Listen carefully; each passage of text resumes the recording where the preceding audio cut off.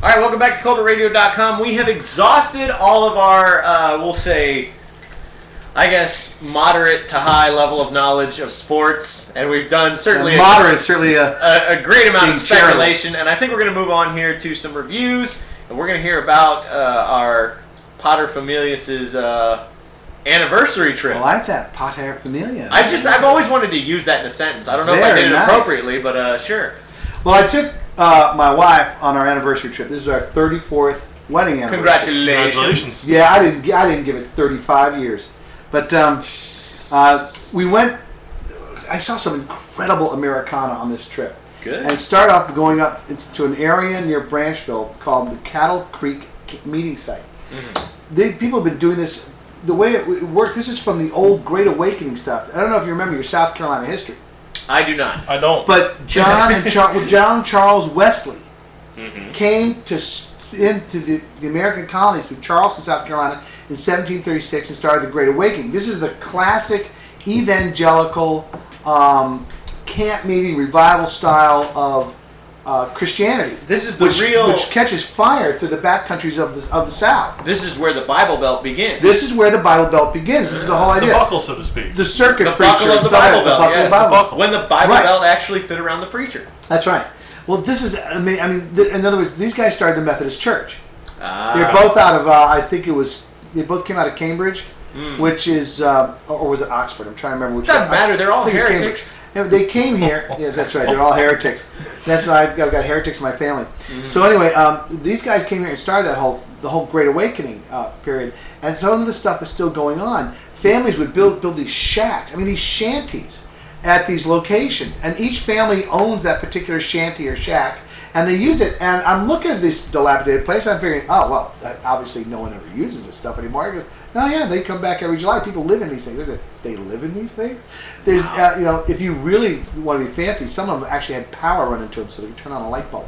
But it ain't. But I mean, it's ding, ding, ding. That's right. My wife remembers going. She'd go there for camp meetings. They go there every July, and they had outhouses and stuff. Would they like have that. revivals there? Yes, and She'd they go still there for the do it. revivals? They still do it. They're going to do it in July. I'd love to go down there and film and interview some people. This is real old Americana stuff. But near this site is this hidden cemetery. Mm-hmm. And in there are guys who, like I said, George Summers. Who's Sorry, I'm sorry. Bad reference. Okay. George Summers is buried near this site. George Summers is one of the Swamp Fox's men.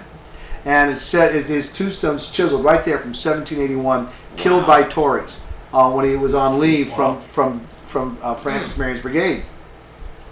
I went, holy cow, this guy's the direct answer of my children. I'm not related to him, but I think it's pretty cool that my daughter and my son, they can say, oh yeah, my direct ancestor fought with Francis Marion. Arthur Hyatt on their grandfather's side fought at the Battle of Cowpens. I went to Cowpens. I went to Fort 96. Yeah, I love going to battle sites and stuff like sure, that. man. But it's really cool. But when you go to Cowpens, you remember that final battle scene in The Patriot? Yes. Yeah. With the allurement, that was the Battle of Cowpens. Really? The only thing was there was no building, there were no ruins there. There's a house about another mile down where the British came by, but that's not where the battle was fought. But the trap they laid for him was exactly as Mel Gibson did in the movie: take 2 shots and then break. And when the British came charging over the hill, as they say, it's like, oh shit, where all these regulars come from, And all of a sudden, then they were joined, and of course that was the last of success for Bannister Tarleton. He hightailed it out of there and left his men to be slaughtered, and that was the beginning of the end of the war for the British. The war turned in the South, right there at the Battle of Cowpens, which I thought was really cool.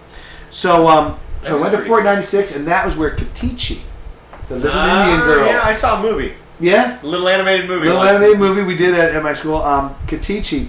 You know the story of Katichi, Issaquina? I know. Where the the Cherokee girl goes to Fort 96 because she and Alan had Franks or something, whatever his name was, had fallen in love, and the reason they say it's called Fort 96 is because it was 96 miles away from the Cherokee village of Kiowee, which is right where, of course, Clemson University is today. Of course. And it was 96 miles.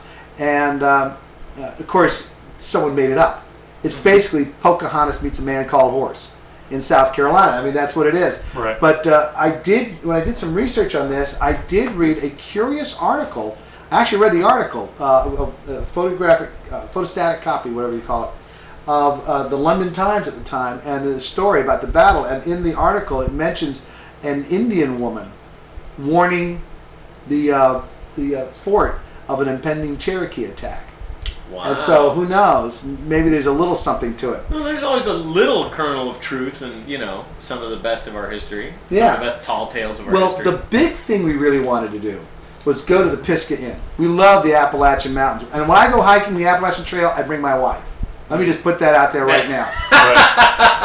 I don't say, honey, I'm going hiking the Appalachian Trail. She says, hey, out with me.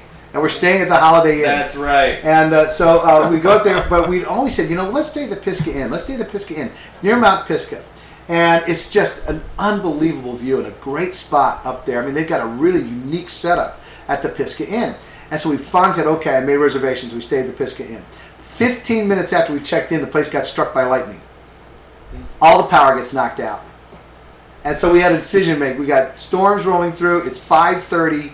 And they say, oh, no, it won't take long. It won't take long. I said, of course it's going to take long. They got to drive up those mountain roads with utility vehicles and stuff like this to try and fix whatever. The problem is it's going to be at least hours before anything's done about this. Oh, I said, I'm sorry, we got to go. And I said, we can't sit, you can't even, how are you going to use the bathroom in the middle of the night? It's going to be pitch black. And True. We said, I don't want to be driving down a stormy mountain road in the pitch black. Isn't that how Scooby-Doo stories start? That's how Scooby-Doo stories get started. So we left the Pisgah Inn and went towards Gaffney. And so...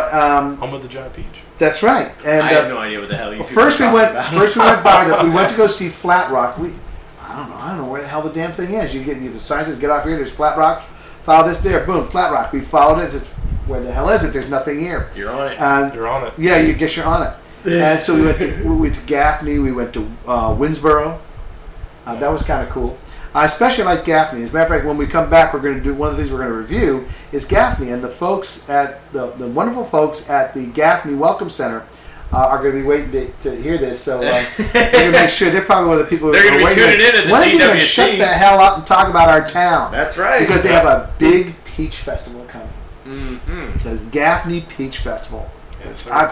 We're talking about maybe just going up there for the weekend for the Peach Festival. I'd like to go up there. Gaffney peaches are of renown. That's right. So that's it. That's the story of our anniversary. That was our big gift to each other. Wonderful. Was go to stay at the Wow, Pisgah and that's everything else. And God said, "Oh hell no! You're going home, pal. You're going back to You're Charlie. going back where you came from." Back to Charlie South. Anyway, we'll be right back with CovertRadio.com. Alrighty.